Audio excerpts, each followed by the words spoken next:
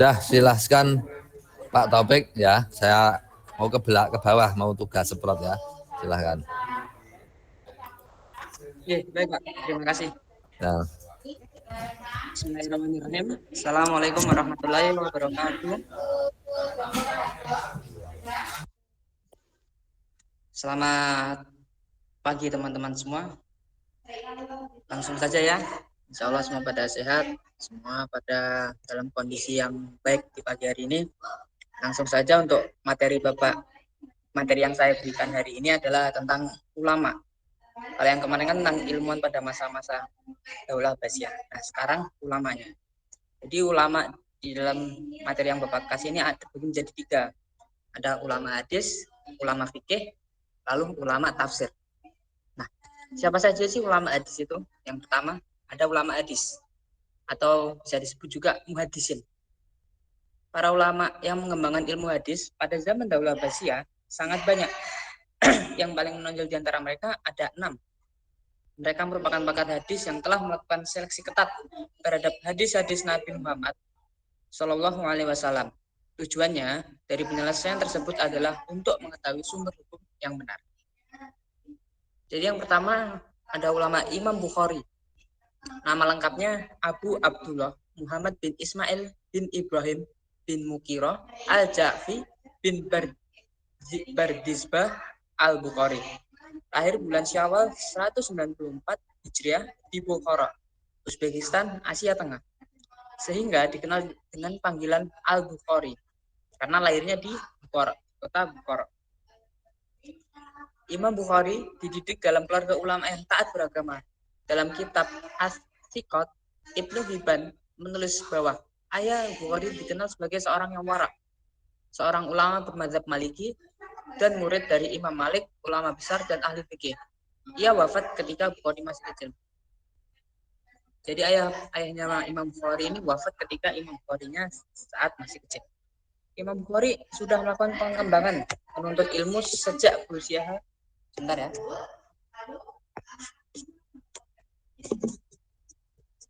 Nah, Imam Bukhari sudah melakukan pengembaraan menuntut ilmu sejak berusia 10 tahun.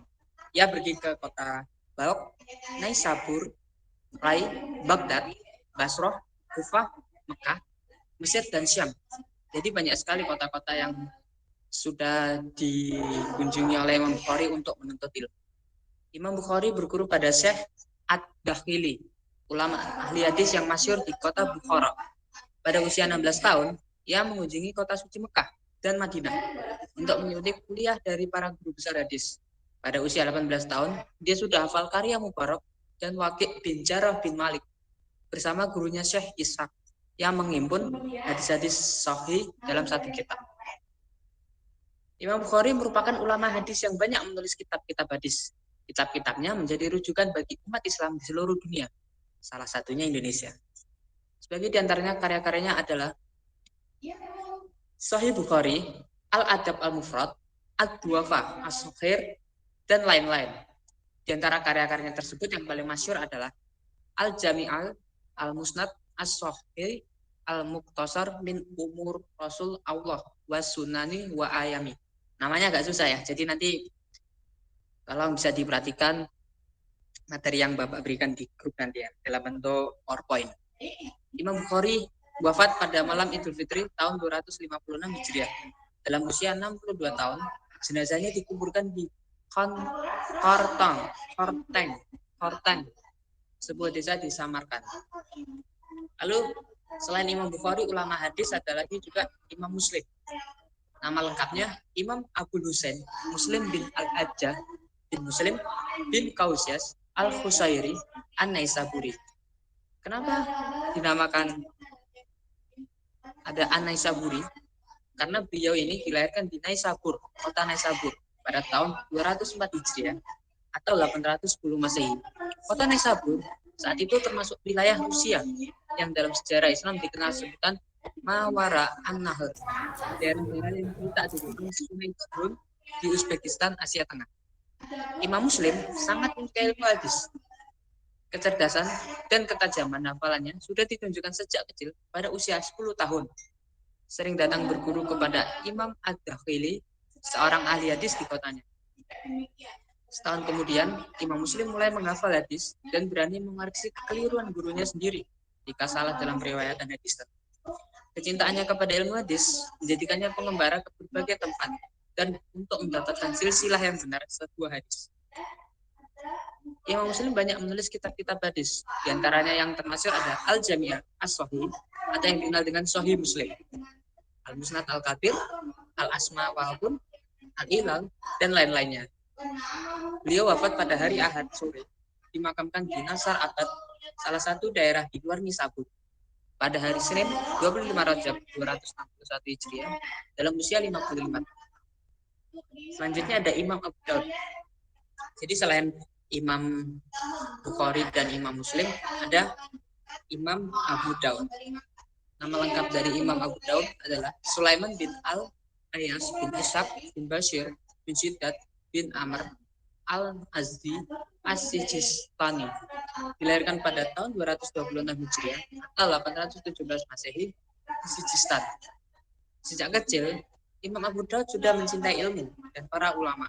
Belum cukup dewasa, sudah mengunjungi dan mengelilingi berbagai negara seperti Hijaz, Syam, Mesir, Irak, dan negeri-negeri lainnya untuk belajar hadis dari para ulama yang ada di negeri tersebut. Hadis-hadis yang diperolehnya disaring dan hasil penyaringannya dibukukan dalam kitab As-Sunan. Abu Daud mengunjungi Baghdad berkali-kali untuk mengajarkan hadis dan fikih kepada penduduk dengan menggunakan kitab Sunan sebagai pegangannya. Kitab Sunan tadi adalah hadis-hadis yang didapatkan oleh Imam Abu Daud lalu disaring dan hasilnya dijadikan kitab As-Sunan. Nah, jadi dengan kitab As-Sunan ini Imam Abu Daud mengajarkan hadis dan fikih di Baghdad.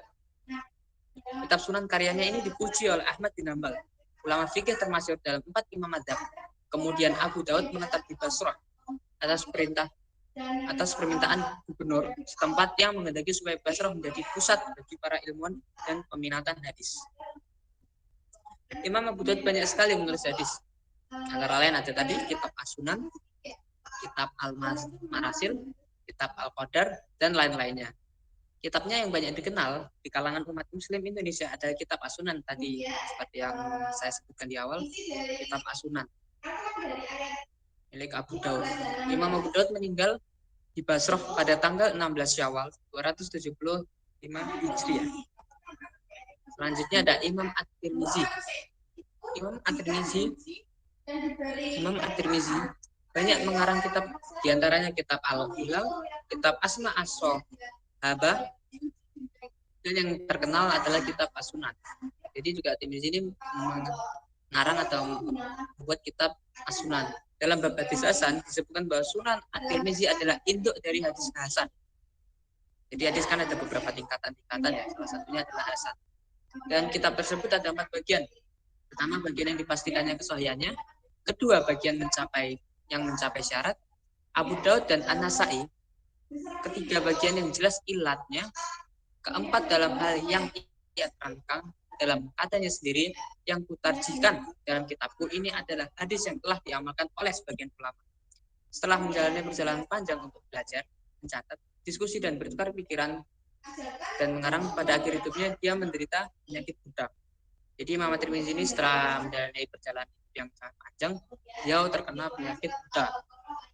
Berbutan lamanya dalam keadaan seperti ini, qadarullah Imam Tirmizi ini kemudian meninggal dan ia wafat di kota Tirmizi pada malam Senin 13 Rajab tahun 279 Hijriah dalam usia 70 tahun.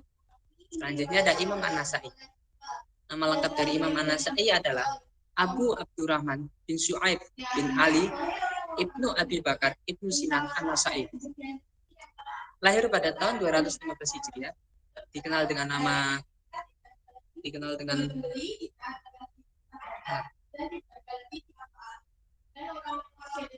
dia Imam Nasai tadi dikenal dengan nama An-Nasai karena dinisbatkan dengan kotanya, yaitu kota Nasai, salah satu kota di Khurasan. Imam Nasai menerima hadis dari Sa'id, Ishaq bin Rahawiyah, dan ulama-ulama lain dari tokoh hadis di Khurasan, Hijaz, Irak, Mesir, Syam, dan Jazirah Arab lain. Imam Nasai terkenal karena ketinggian sanad hadisnya. kitab Sunan An-Nasa'i mengandung lebih sedikit hadis dhaifnya.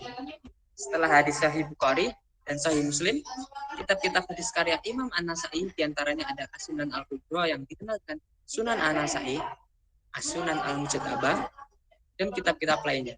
Imam An-Nasa'i wafat pada tahun 333 Hijriah dan dimakamkan di Bait Al-Maqdis, Palestina.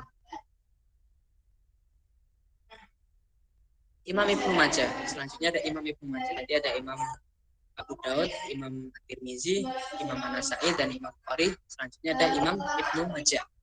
Imam Ibnu Majah nama lengkapnya adalah Abu Abdullah Muhammad bin Yazid bin Majah Ar-Rabi'i Al-Qasbini. Lebih akrab dipanggil dengan Ibnu Majah. Ibnu Majah terkenal dengan kejujuran dan akhlak mulianya. Dilahirkan di Qasbin, Irak pada 209 Hijriah. Sebutan Majah dinisbahkan pada ayahnya Yazid yang juga dikenal dengan nama Majah Maula Rabbat. Ibnu Majah mulai belajar sejak usia remaja dan menekuni bidang ilmu hadis pada usia 15 tahun kepada seseorang guru ternama yang bernama Ali bin Muhammad At-Tanafasi. Melalui pertemuannya dengan berbagai ulama hadis di berbagai tempat, Ibnu Majah akhirnya dapat menghimpun dan menulis puluhan bahkan ratusan hadis dari sumber-sumber yang dipercaya kesayangannya. Lalu Ibnu Majah meninggal pada tanggal 22 Ramadan di tanah kelahirannya Qasbin, Irak. Tadi sudah ada beberapa ulama hadis yang kita sebutkan atau muhadisin. Selanjutnya kita akan beranjak ke ulama fikih yang kedua, jadi ulama fikih atau yang biasa disebut fuqaha. Pada masa Daulah Abbasiyah, perkembangan ilmu fikih cukup baik seiring dengan munculnya ulama-ulama mujtahid yang berperan besar dalam menetapkan hukum-hukum Islam. Hasil ijtihad itu kemudian dijadikan sebagai pedoman umat Islam dalam menentukan hukum terhadap sebuah persoalan agama. Jadi ulama fikih ini di Indonesia ini mungkin kita mengenalnya dengan 4 imam mazhab. Jadi ada mazhab Bukhari, mazhab Syafi'i, dan mazhab lain-lainnya. Pokoknya ada 4 dan biasa dinamakan 4 imam mazhab. Jadi mazhab itu adalah metode atau cara kita untuk melaksanakan agama ini.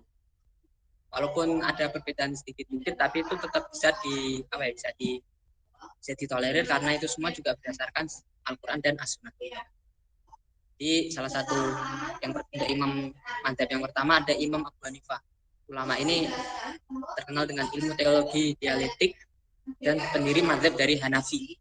Nah, yang pertama kita bahas mazhab Hanafi, pendiri mazhab Hanafi ya teman-teman. Imam Abu Hanifah Nu'man bin Thabit bin Zuta dikenal sebagai Abu Hanifah.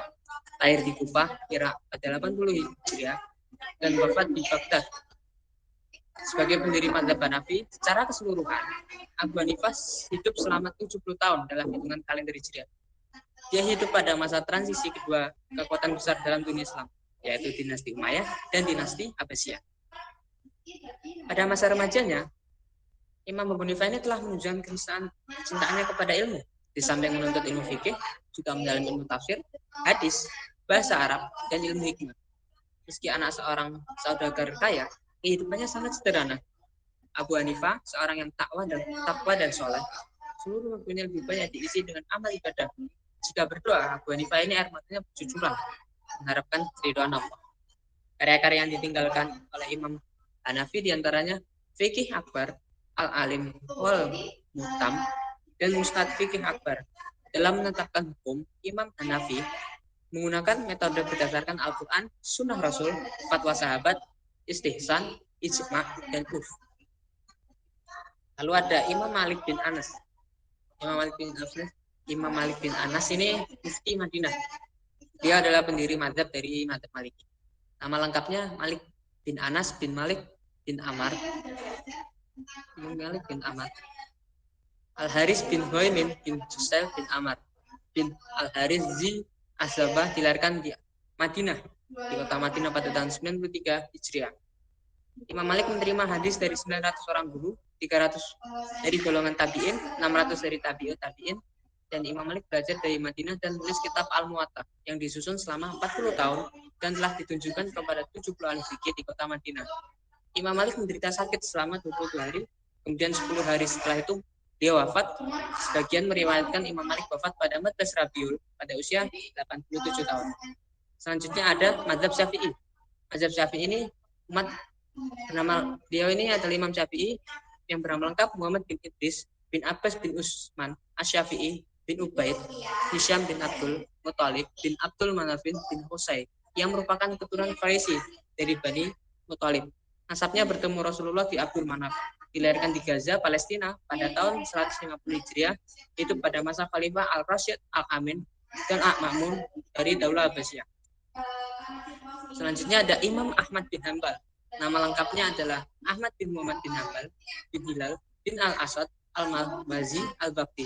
Lahir pada bulan Rabiul Awal tahun 164 Hijriah di Baghdad pada usia 15 tahun. Hafal Al-Quran, dia juga dikenal sebagai orang yang paling indah. Selanjutnya tadi ada Imam fikih, tadi ada Imam Ahmad bin Hanbal, lalu Imam Syafi'i, Imam Malik bin Anas, dan Imam Abu Hanifah. Selanjutnya yang terakhir ada ulama tafsir atau bisa disebut mufasir. Yang pertama ada Imam Ibnu Jarir At-Tabari, lalu nama lengkapnya adalah Abu Ja'far Muhammad bin Jarir bin Yazid bin Katsir bin Khalid Al-Amali At-Tabari.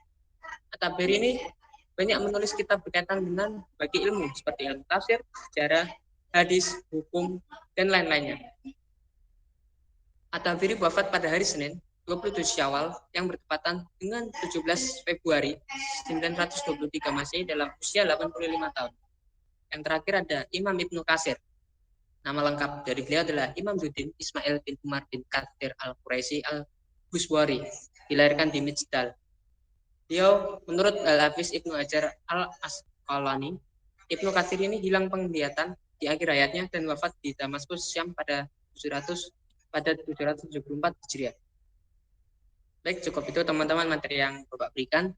Silahkan nanti, insya Allah nanti akan Bapak share ya untuk Google Form, tugas Google Form dan materi dalam bentuk PowerPoint-nya. Silahkan nanti dibaca kembali, di review kembali teman-teman. Dan jangan lupa untuk memberitahukan teman-teman yang lain yang belum bisa bergabung di Google Meet ini untuk membaca materi dan mengerjakan tugas yang insya Allah nanti akan Bapak berikan. Terima kasih teman-teman semua, dan Pak Salim, silakan saya berikan ke Bapak lagi. Terima kasih. Assalamualaikum warahmatullahi wabarakatuh. Waalaikumsalam warahmatullahi wabarakatuh.